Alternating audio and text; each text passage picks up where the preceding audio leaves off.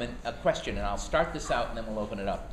If you looked at some of those male-female ratios, some as high as 1.2 to 1, you might ask the question, well, as these men get to a point in their lives when they'd like to get married, where are they going to find women to marry?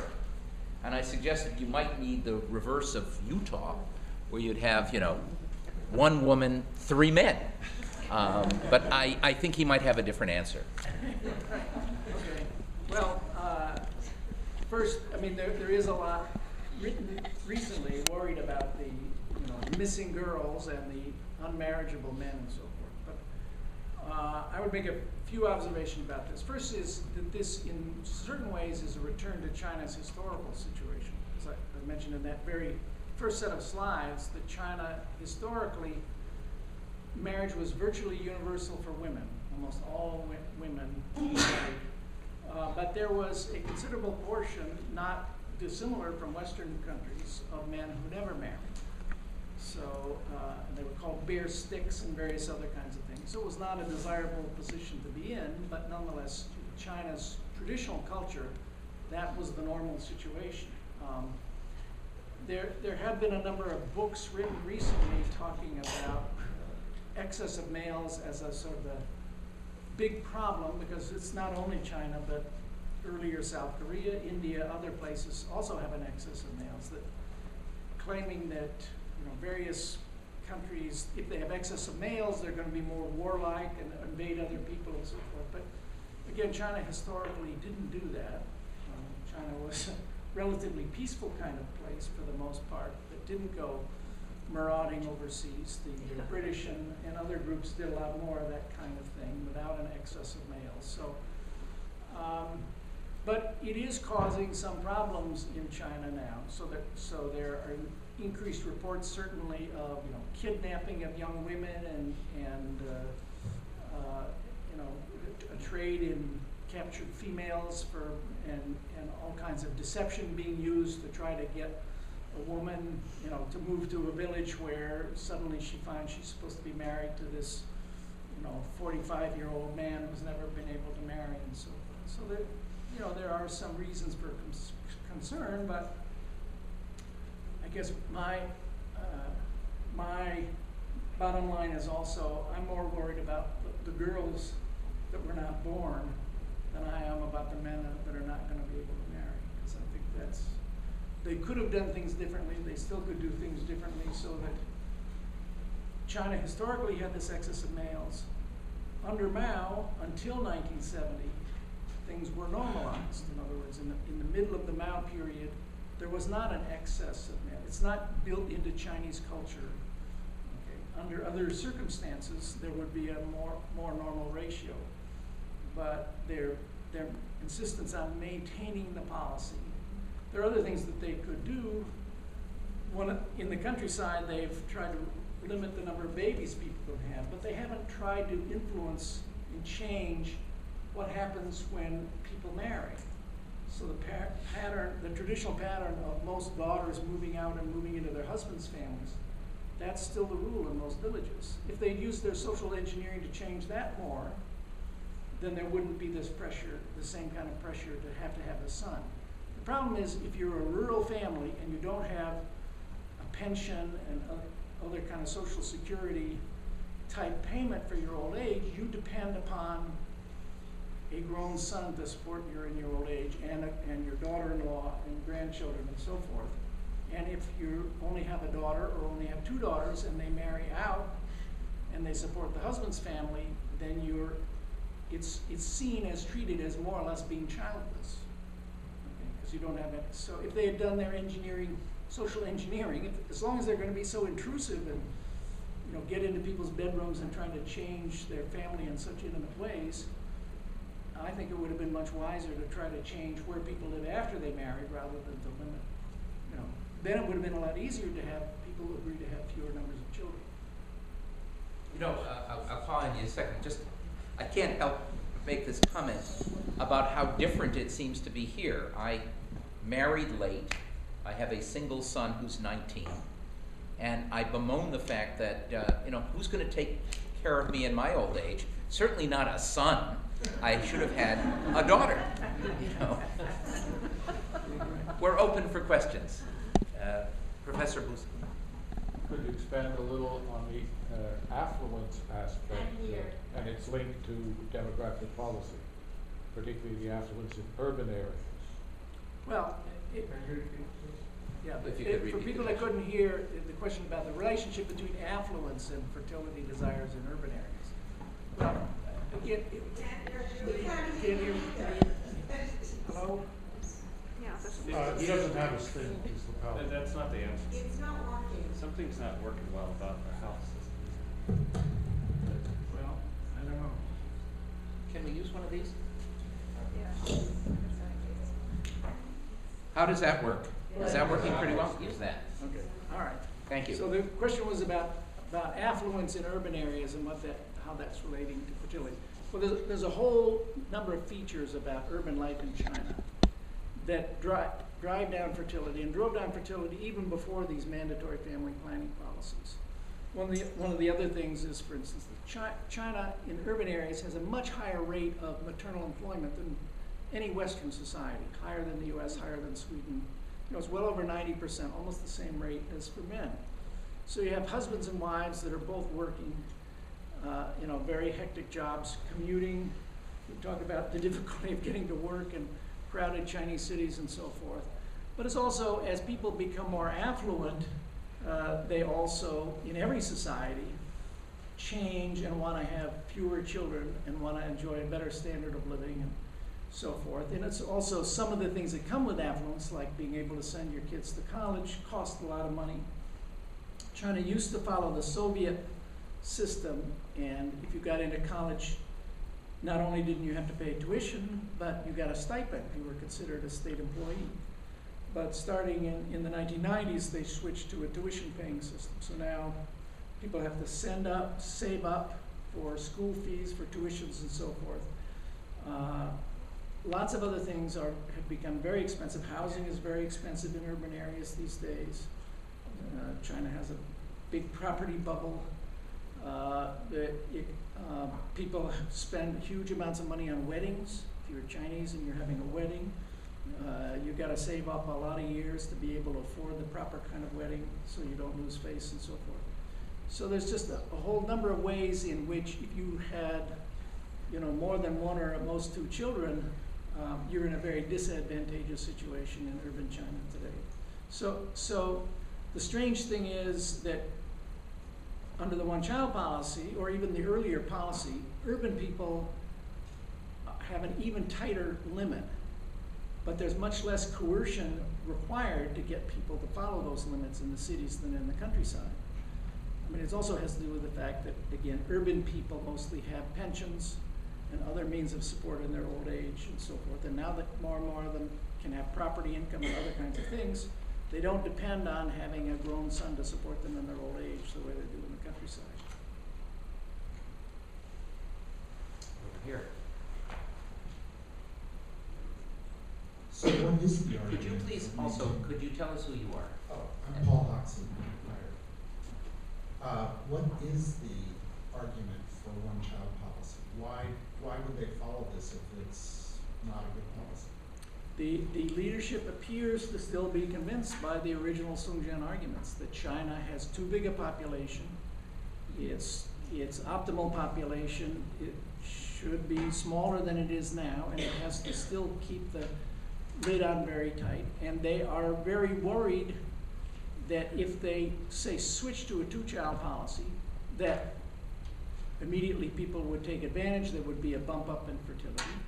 But my own speculation is there's other, you know, if you've just had, you know, if there's a family in which the wife has just been sterilized, you know, after one child, and then they say, oh, now you can have two children, probably some people are going to want to go out and kill their local family planning enforcers.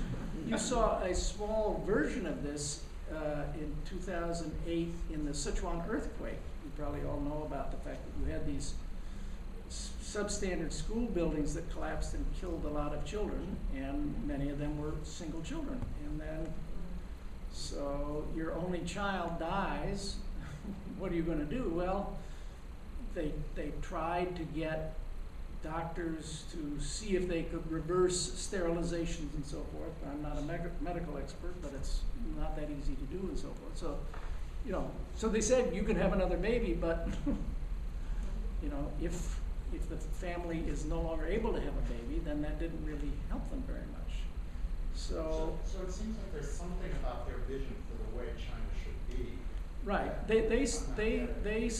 they still feel they're overcrowded. They have too many people. They're facing too many challenges of feeding and educating and so forth. So they're still very, but the fact of the matter is that a lot of the things that are driving them are not driven by population growth, but they're driven by the rate of economic development and income increases and so forth. So the rate of increase in car ownership and pollution and all those other things are being driven not by population increase. They're being driven mainly by more and more people can afford to do those things, and they're causing problems. But the main way to deal with them shouldn't be to try to depress fertility further. But the Chinese authorities still seem to be fixated, and you know they've sort of invested so much energy in maintaining this highly coercive and difficult to enforce policy, and politicians in a variety of societies tend to dig in their heels and not want to admit they were wrong and should have done things differently and so forth. And that's true in spades in China, I guess. Another question back there? Yes, please tell us who you are too. My name is Maxwell O'Hara. I'm a student at Roxford Community College. And I actually have a question about the population trends slide in China from 1949 to 2009. And I was interested by the graph and how there was an increase in birth rate and an increase in the death rate, but there was a decrease in the actual increase rate. I just wanted you to just elaborate on that more. Oh, How that sorry. translates. I took the slides down. Should I put the slides back up again? Yes. So I'm not sure. It's the relationship of the two lines to the. You didn't save it on the. Oh, you still have it. Okay. This So one. no, It's early. it would be here. Yeah, so that's like. Is that the one? Yes. So tell me what you're interested in. Just exactly how do those results translate to the society? Well, the easiest thing to think about is the red line is the natural increase rate. So what the black line is the mortality. So you see they had health improvements during most periods except for the Great Leap Forward. So they had declining mortality. So people are living longer. Okay. So then the natural increase rate, the red, is just the difference between the fertility rate and the mortality rate. So the red line tells us, again, in the 1950s, the population was growing at 2% or a little over 2% a year. And then in the Great Leap Forward, there was actually a decline. The increase rate was, there were so many excess deaths that there was went below zero, but then it popped up again so that in the early 1960s, it went above 3%. If you take a zero off, it's per 1,000, so it's per 100 would be 3%. Okay? And then when you get down here to 2008, it's half of a percent. Okay, so China is still growing. It's still growing because of demographic momentum, even though it's below replacement level fertility since the early 1990s. That's in this next slide. So in the early 1990s, you see they're below the blue line, but the population is still slowly growing because of the effect of the cohorts that are coming up and beginning to have babies that are still from the period from before when you had below replacement level fertility.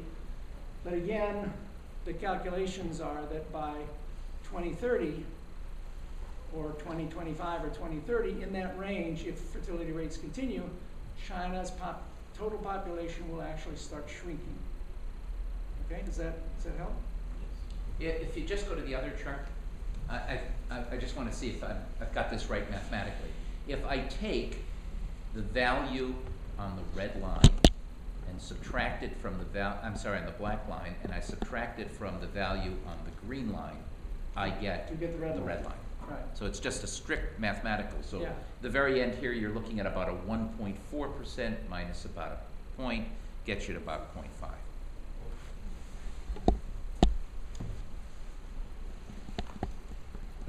Jed Schwartz, could you elaborate on the extent of the official work week in China? That is, do they have a 40-hour work week or a 50-hour work week or what? And how are they handling the problem of health insurance and guaranteed health care, and what level of sophistication is, I presume that they're using some kind of health insurance or a guaranteed socialized medicine of some. These are all complicated topics. First, China during the Mao period. For urban people, there was a 6-day work week. Okay, so people had very few holidays, but now they're down to a 5-day work week, and people in state employment have basically a 40-hour week. But people that are working, migrants that are working in these export factories, they work many more hours. There was sweatshop kind of conditions, working 10, 12 hours a day and so forth, round the clock without days off. So it's highly variable. And of course, about 50% of the population is still in the countryside, and about somewhat less than 50% are relying on agriculture. They have highly variable hours depending upon the season. Health insurance, it's a very complicated picture. In the Mao period, about 90% of the population was covered with some kind of health insurance. In the reform period, initially most of the rural health insurance plans collapsed. So you had more than 90% or more of rural people having to pay medical costs completely out of pocket initially. And there were sharp cutbacks in urban coverage of medical insurance in the early reform period, after 1978. So, for instance, in the Mao period, if you worked in a state factory, you had medical insurance coverage, and 50% of your family members' medical expenses were covered by your factory or whatever. The dependents were no longer covered. There were more and more, lots of things that are happening. I have to now have my copay when I go in to get my doctor. I don't just go in and get whatever. But what's happened in recent years is that the Chinese have begun to reconstruct a rural village cooperative medical insurance system, a little like the one that existed in the Mao period. Now we're back to close to 90% of rural people covered. They're actually higher coverage, but for only a low proportion of cost. So it's a complicated picture. They claim that within a few years they're going to have something close to universal basic coverage, but it doesn't cover everything. Okay, so it collapsed and then it's being rebuilt. You can't assume just because China was socialist that everything was covered. Do they have any private health insurance plans? There is some private health insurance, but it's mostly supplementary, and life insurance is beginning to be sold in China. There are foreign companies coming in and selling insurance and so forth. So it's a complicated picture of a mix of socialist hangovers plus market and even foreign supplied things. So it's a complicated mosaic. Thank you. Yes, Professor, I'm Jerry Burley, I live in Boston. But Could you don't talk know, right into the mic? I see a bit of a conundrum in what your presentation, because you're saying, okay, I can see you do not favor the one child per family situation, but if the Chinese modify that and allow 2 or more children, you're going to have a huge population explosion. I mean, you're saying right now, even under one child, it's going to take till 2030 before the population starts going down.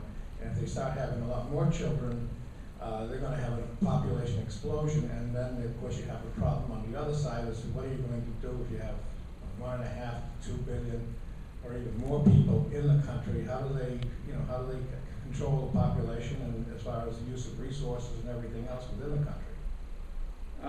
Well, I disagree with some of you. They already have 1.3 billion, so they're already coping with 1.3 billion.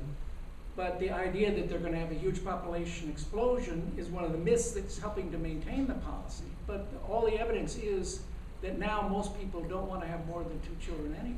You wouldn't have a huge population explosion. There were demographers outside of China that did projections that if China had kept a late marriage spacing 2-child policy, they could have achieved the same results as with a 1-child policy and much less coercion. And the key is the late marriage and spacing. Okay, but they put all their eggs in the 1-child, so they had to use a huge amount of coercion. Okay, but people would be much more willing to accept a 2-child policy, and most people, as China becomes more and more developed, China is less and less off that regression line. People are more and more likely to be, so you're not, the demographers who study this and have done local experiments and ask people, if there were no policy, how many children would you want to have? Most people say, well, 2 would be fine. The problem is most of them want a boy and a girl, and you can't always have 2 and count on having a boy and a girl. But there are even lots of areas, there are some areas where people have done studies, and people that have permission to have a second child, say because their first child was a girl, they're deciding they want to stop with just that 1 girl. Okay? So China's fertility aspirations are not, again, there's this myth that Chinese always want to reproduce. They're somehow unreasonably, reproductive, and we have to somehow prevent there from being so many Chinese running out of control, and it's just not true. Okay? Chinese are very rational planners of their own families without the state necessarily having to tell them. And places like Taiwan, have very low fertility, below China's rate of fertility, achieved entirely through voluntary family planning with none of the coercion that China. Now Taiwan is a richer place than China, but nonetheless, economic development is a much better and less coercive bringer down of fertility than the state intervening in people's bedrooms and saying you have to stop at 1 even if you would really like 2. Hi, my name is In Chen, and I'm a PhD student in sociology here at Northeastern. I actually have, and thank you for the nice presentation. I actually have 2 questions for you. One is that you emphasize the coercive nature of the policy, and you mentioned that the major fertility decrease in the 1970s is mostly due to the policy of the later and fewer policy. But I wonder if you have taken into account the negative impact of the Cultural Revolution on that. And that's actually my first question. And my second question is that what do you think the Chinese government could have done differently? Because I think I partially agree with the former.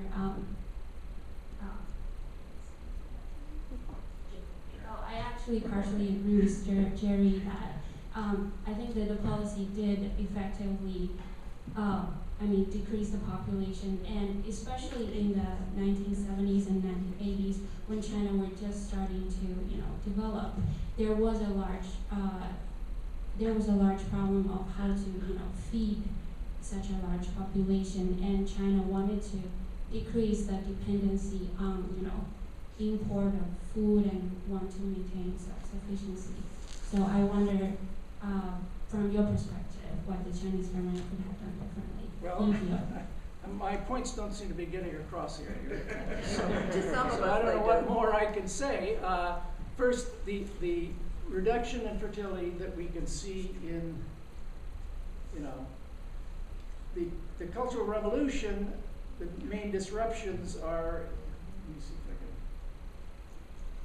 can, the Cultural Revolution is really in this period here where you have fluctuations. It's really after the Cultural Revolution struggles cease, 1970, people are back to school, they're back at work and so forth. It's in this period that the large drop occurs. It's not due to the disruptions of the Cultural Revolution. It's due to the mandatory enforcement of family planning. And what I've already indicated is they already did, in fact, produce a very dramatic fertility decline with a two-child policy. That was what was in place in this period. They would even allow 3 children in the countryside. They produced a very dramatic reduction in fertility. If they had had some version of that that they had maintained, they could have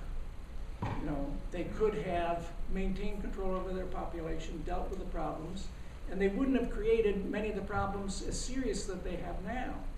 This sort of huge, dramatic growth of the older population compared to the younger population, the burden of supporting the elderly by so few people coming up into the workforce and so forth. They've created China, as one of the last slides, is an overachiever by more rapidly.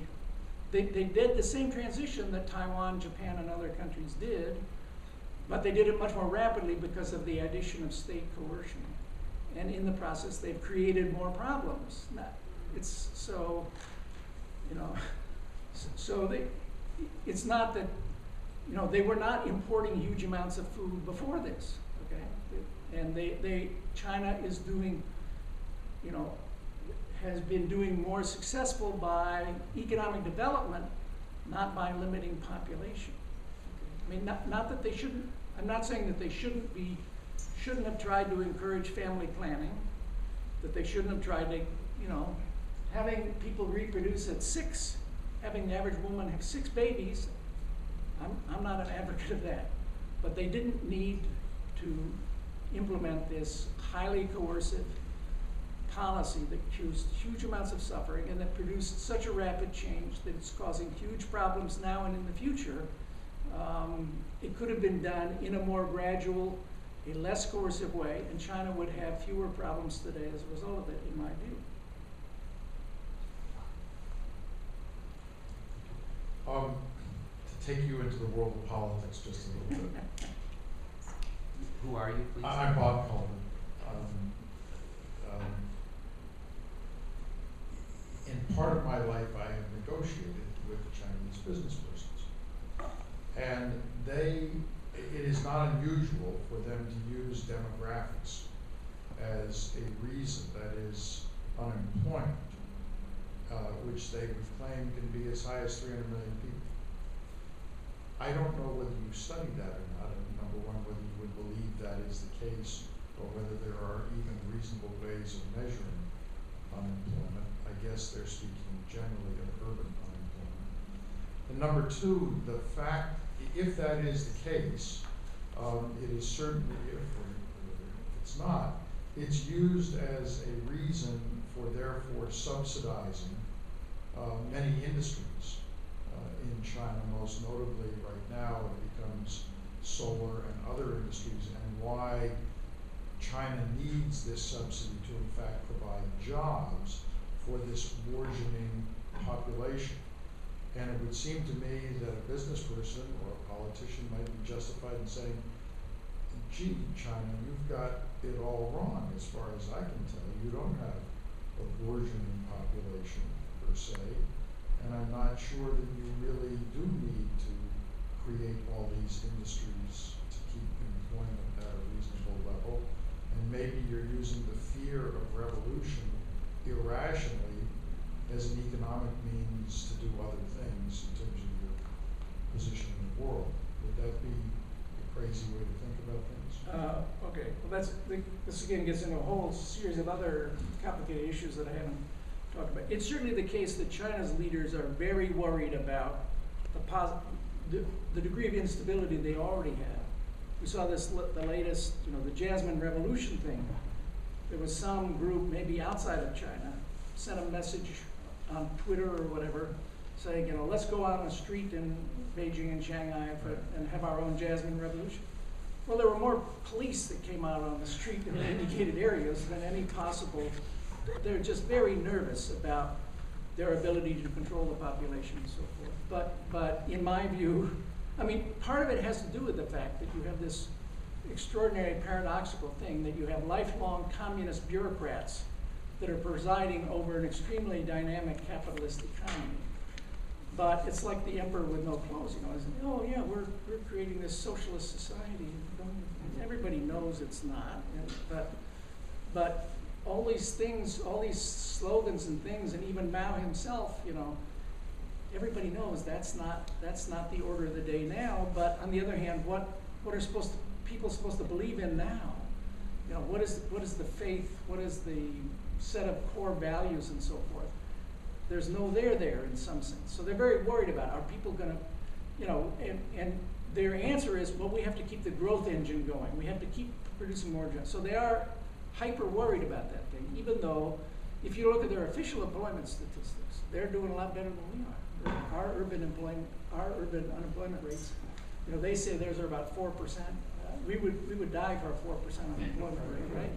So it's a little more complicated because China has a much larger still rural population. Again, about 50% of the population still lives outside the cities, and there's a flow of people as migrants to jobs in the city, and when those jobs are not available, they go back to their villages in most cases, or go somewhere else and so forth. So there's if you like there's a substantial amount of underemployment, and these migrants going back and forth are not counted in the official unemployment statistics. The unemployment statistics are only for the people with urban household registrations and so forth.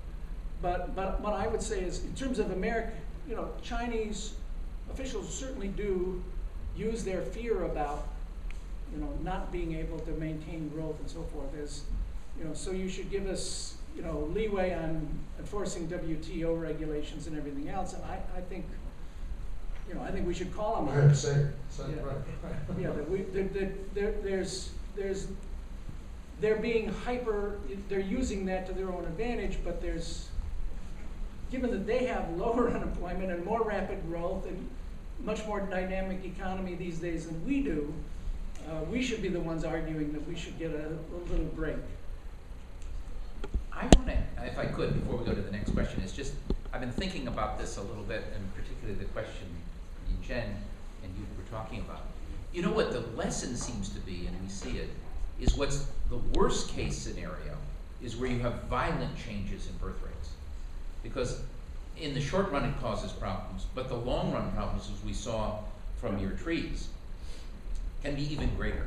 I mean, here we talked here in Massachusetts, without any coercive policy at all, except high housing prices, we've led to the point where we're going to see, according to census projections, a very significant change in the demographics in Massachusetts. I think you remember some statistics here. By 2020, we're going to have 222,000 more people living in Massachusetts, but 300,000 of those 222,000 will be over the age of 55, 2/3 of them over the age of 65, and we'll have 76,000 fewer people, adults between 18 and 55. That's without any coercive policy.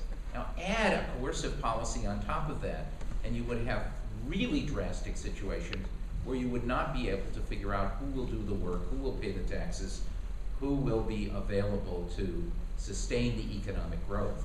And so I think another way of maybe making the point, Professor Whyte, would be you already had natural causes, economic development and other things that were taking care of most of the problem. Right. Now you add on top of it coercion, and you create a whole new set of unintended consequences that will be visited on China perhaps in the future. Right. Is that Yeah. right? Other questions back here? And then over here, please. Okay. Oh, we got somebody really.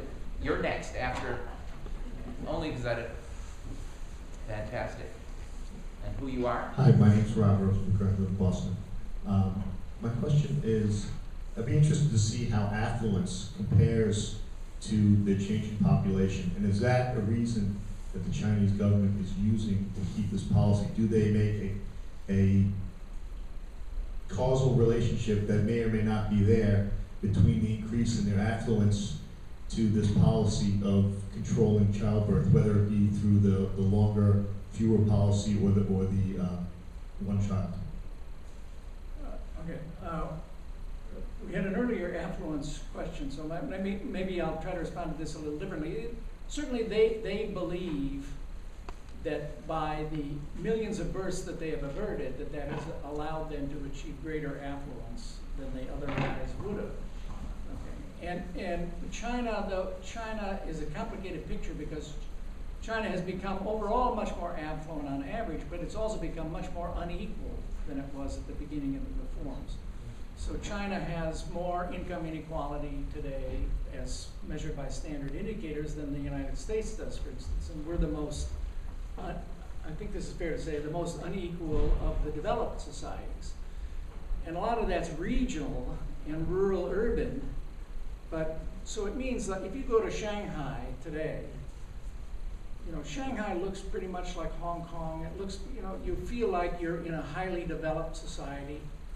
And, you know, I had a student that defended her dissertation who grew up in Beijing, and her parents came, and they came to Boston for when she got her degree, and she was driving them around, and they say, "Oh, you have Starbucks in America too?"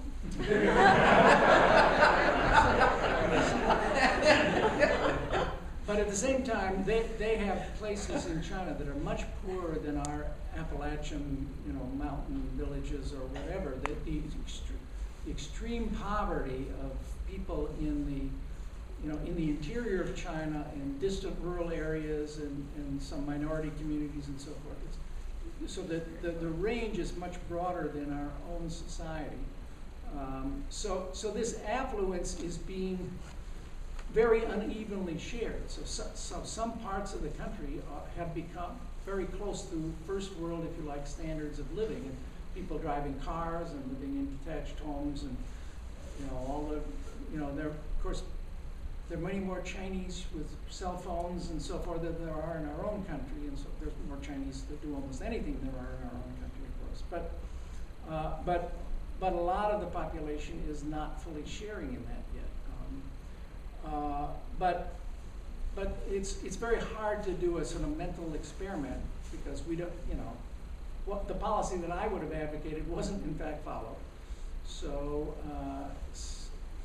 so my own, you know, I think China could have, I think the main thing that has propelled China into its dynamic growth is the fact that Mao suppressed so much entrepreneurial drive and quest for education and everything else. It was bottled up, and once policies changed so that people could get ahead, could get more education for their kids, could innovate, could start businesses, all of these kinds of things, that these sort of repressed, you know, commercial and entrepreneurial instincts of Chinese population just took off and drove the thing.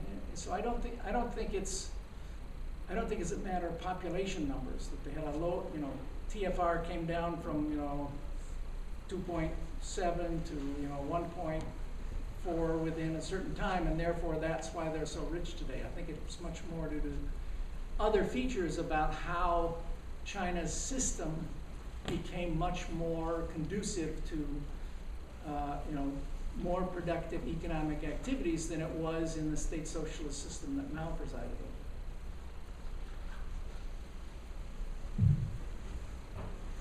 Hi, my name is Ling, and I'm a Chinese girl. Right now, I'm a master student of Northeastern University. I just have one point which is different from your point. That's the sharp decrease fertility in the 1970s. I didn't do research on this part, but I heard from my grandparents that the Chinese government agreed that the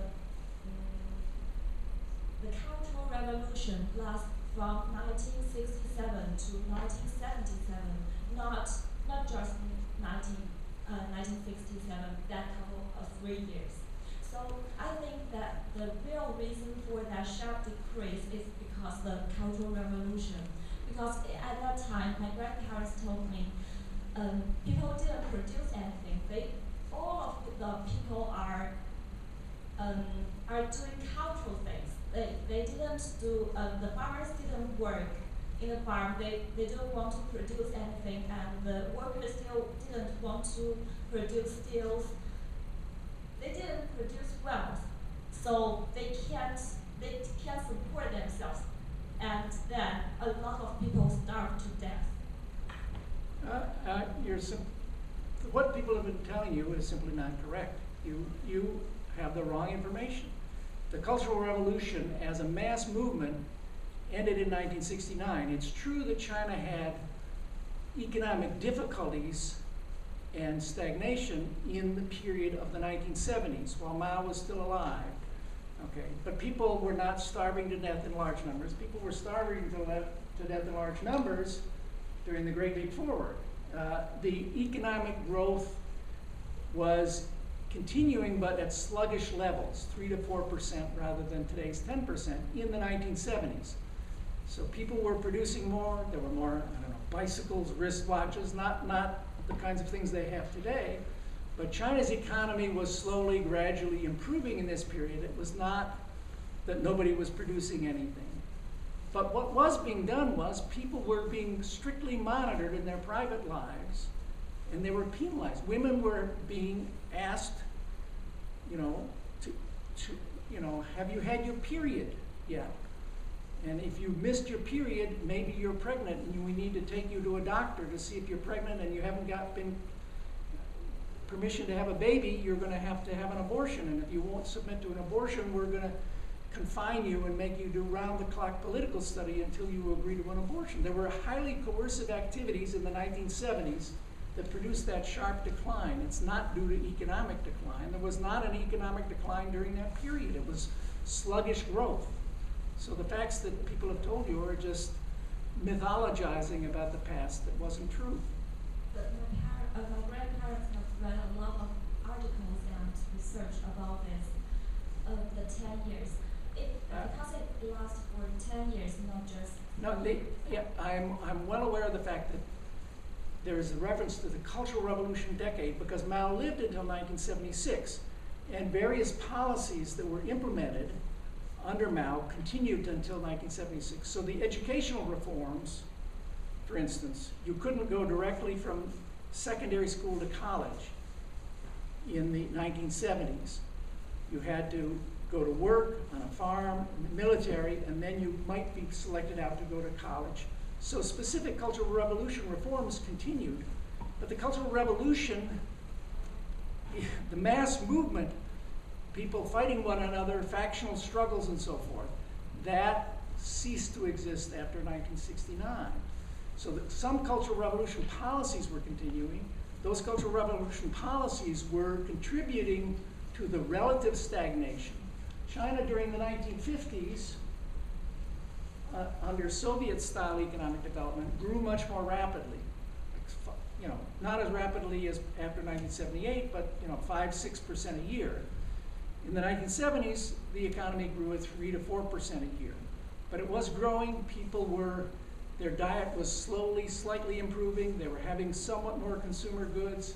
People began to get bottled gas to cook on instead of having in the cities to cook with beehive coal the way they did under Mao. So that, things were changing, but very slowly.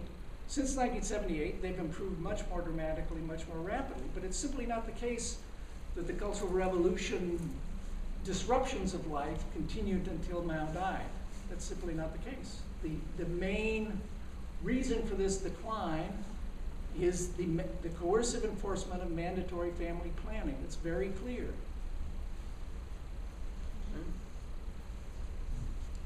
Was there another question back there?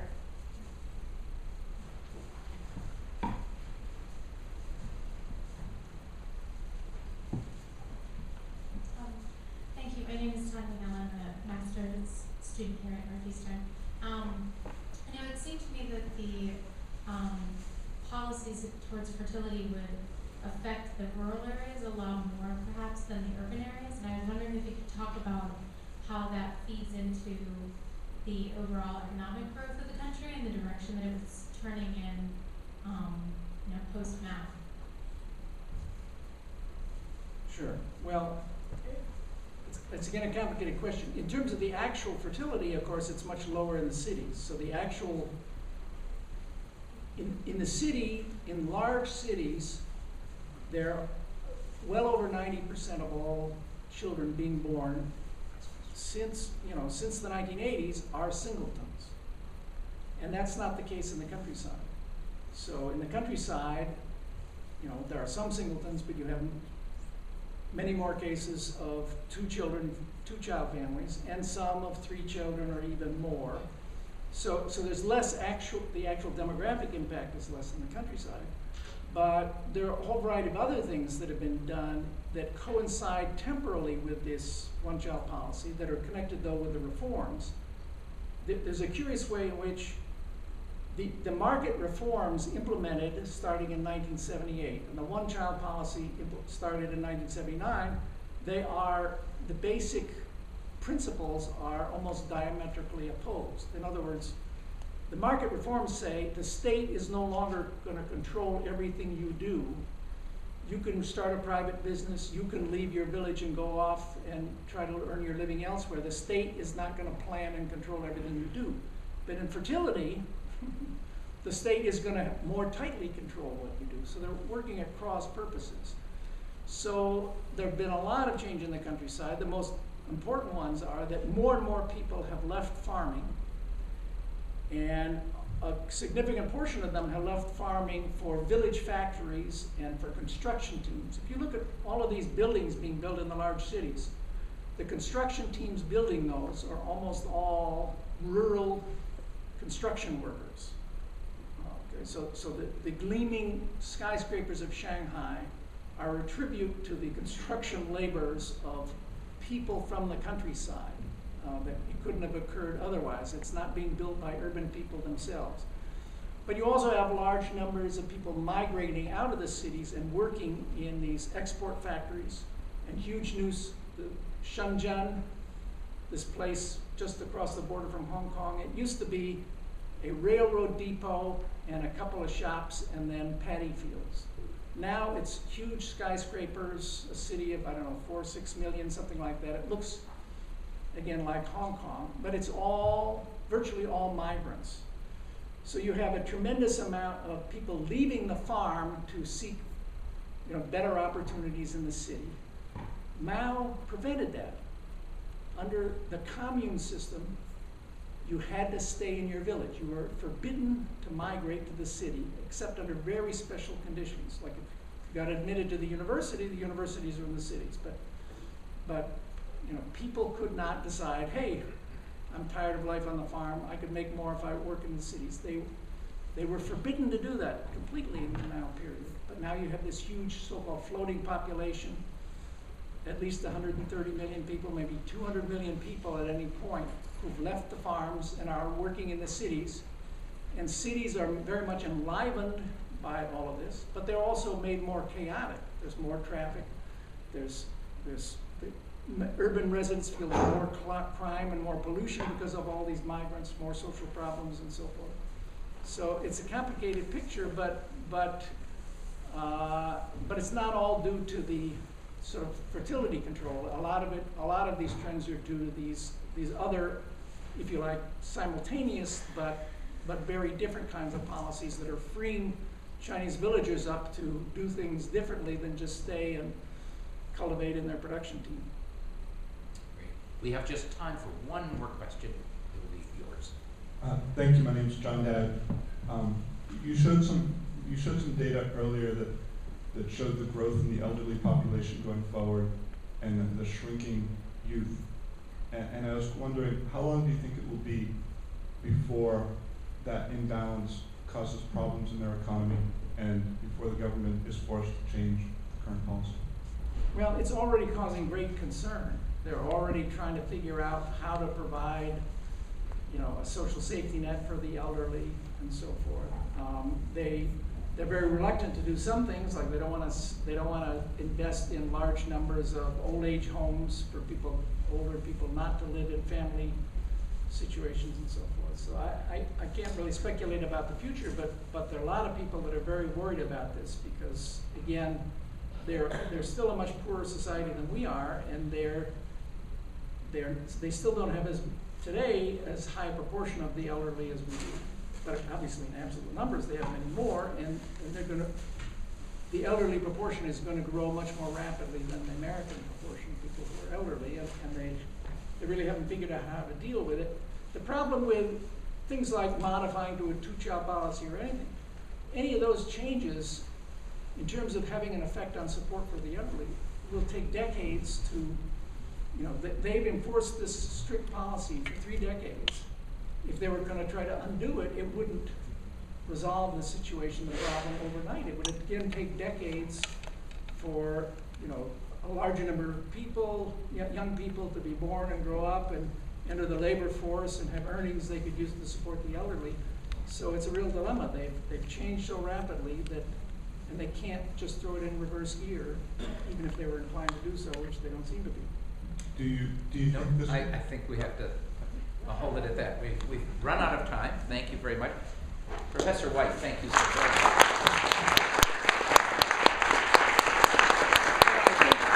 Just in closing tonight, and next week I hope we'll also be talking about it, is one of the amazing things we think about. When we look at the economy, we can see fairly rapid change from year to year. This year we may see much more rapid growth in jobs than we had last year. But when we think in terms of demography, it really does take decades to undo bad policies or what might be natural disasters. And in the meantime, particularly if you have, as I said, these violent changes in birth rates, that will visit upon you in years to come changes that will be very difficult to deal with. Japan is already there. The United States is going to face some of those issues. China is probably still a little bit behind, but those are issues that we're all going to have to face, and that was specifically the reason that drove us to use the term demography is destiny in this series of open classrooms. See you next Wednesday night. Thank you once again.